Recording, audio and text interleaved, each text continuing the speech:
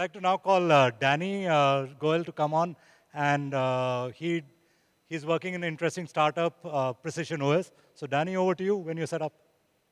So very briefly, I'm going to talk about extended reality surgical platform that we're building. I'm from Vancouver, Canada. I want to thank you for having me here today. So the question for us is, there's no excuse today for the surgeon to learn on the patient. This quote is 100 years old. Unfortunately, nothing has changed.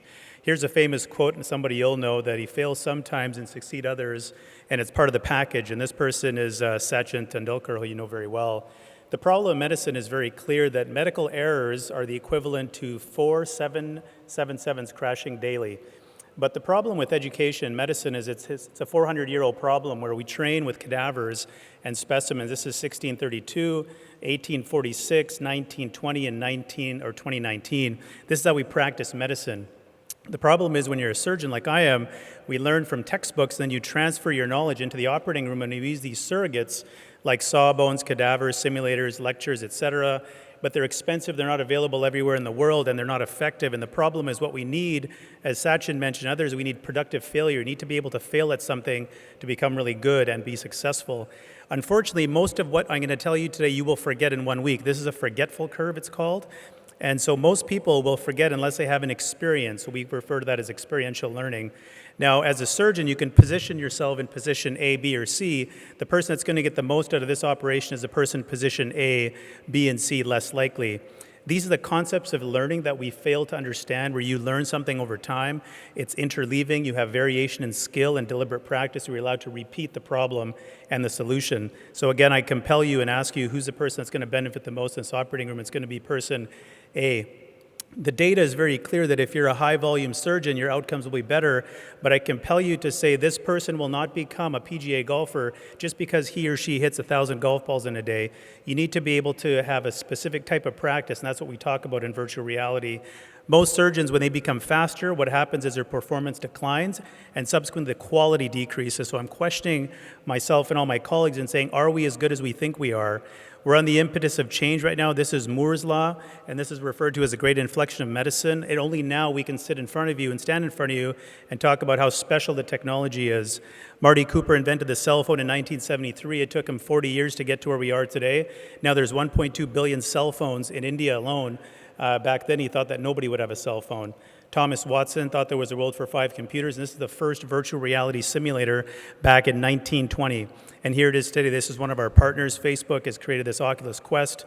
And so what we do is we're an immersive medical education software company who allows you to have productive failure, which is safe for the patient. Miller's Pyramid says that you will allow to do your operation on somebody else aside from the patient, mitigating your risk. So here are my co-founders, Colin and Rob, who are in the game development industry. When you're a surgeon, we talked about haptics. I would compel you to say that your operation that you do, it's the decisions you make during the surgery that'll actually help you get through that procedure. We don't teach implants. What we need to do is combine every single aspect of a patient, the anatomy, the imaging, as well as a conversation. And we've talked about the analogy of simulation. I would compel you to say that we should not create a simulator-based VR simulator for healthcare. We are not all 777s, and there's nobody in this room that's the same, so we should not be looking at the simulation exclusively as what we should do, and of course that's very expensive. So how do you create something that has value across the globe? And I'll give you a demonstration here, and that say that all surgeons are not created equal, but yet what we do is we educate them like they are all equal. It's a mistake. And so here's an example of a video that'll show you a little bit about what we built. It does have some volume. I'll see if I can unplug it here. So this is just showing the level of immersion that we can build into virtual reality. So you can do anything you want in this environment as you should, like you would in real life. And we can grade it based on your skill level. And on the back end of this, we talk about how data is oil. We collect every single part of your performance. We can tell you exactly what you do, when you do it, and how you do it, and compare it and benchmark it to people all over the world. This is the power of virtual reality. So it's not actually the content, it's not the medium, it's the content that you create, which is the most powerful. In the interest of time, I'll fast forward into a second module that we built. This is talking about how you increase the depth of your knowledge. We're in an era right now where surgeons and physicians can be the smartest they've ever been because of the technology we have today. And we shouldn't use VR to recreate our current model of learning. That's a mistake. So I'm just going to fast forward through this part here just to get to the crux of the matter, but I can actually put this needle in wherever I want. But one of the things I'm going to show you here is I'm going to correlate this with the imaging and show myself, I can teach myself where I made the mistake by doing something like this. And you can see in just here, I'm going to take an x-ray. This is real-time fluoro with no radiation exposure. And what you're going to see here is now I can pull the spine out and see where I made my mistake relative to the position that I should have been in. So we did research this. We're taking a very academic approach. As an academic surgeon, we've randomized 2 groups, one to VR and one to not VR, and we found some very compelling evidence. The knowledge that they have is the same, which is not surprising. Satisfaction was higher in the VR group, and what we found was the learning time. The efficiency in the VR group was 570% faster than the non-VR group. We submitted this paper for publication. They also could repeat that exercise 3 to 5 times, and they noted surgical efficiency at 150% more than the non-VR group. And of course, their technical proficiency increased. This is something none of us have ever seen before. This is a report card of the surgeon's performance during this actual procedure. Now, what do you see here? This is me in the operating room using my left hand. Here's a study we did looking at sidedness in surgery, and what we found was actually quite surprising. When you were a surgeon more than 12 years into practice, your accuracy actually got worse. You did not get better. And when we looked at sidedness, the way you saw different shoulders, right or left side, you actually saw the opposite, which means that it's possible that your outcomes are different based on the side you operate on, right or left shoulder. And why are we not teaching this? Here's a paper in the spine literature showing that the spine incidence of injury is quite low, and this one surgeon had a 40% complication rate. Now you tell me if you want to attend that surgeon for your procedure. Now, of course, why would you use VR? It's because it's responsive to change. We live in an era of cell phones, Netflix, Uber, and the cost of education is quite dramatic. So most industries in the US and Canada will spend $10 million a year. They have no data and they have no return on their investment on that capital outlay. And this is the education per surgeon, $5,000 to $10,000 per year. How is that sustainable? And what they do is when they fly these surgeons out to courses, they end up educating only 2 to 5% of all the surgeons in all the US. And this is the cost of precision on the bottom left, you can see here, which means there is an application for this in emerging markets like India. Now, of course, is VR a fad? No, it's not. These are all the different industries using VR right now and AR to train their staff, everybody from KPN to Boeing. Our partners since we started are several. These are some of the largest Fortune 500 companies in the orthopedic industry. These are some of our institutional partners across the globe in US, Canada, as well as overseas.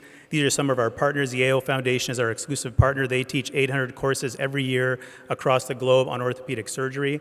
To give you some metrics, these are the countries we're currently available in, all the way from Canada to Japan, and currently going to be in Singapore.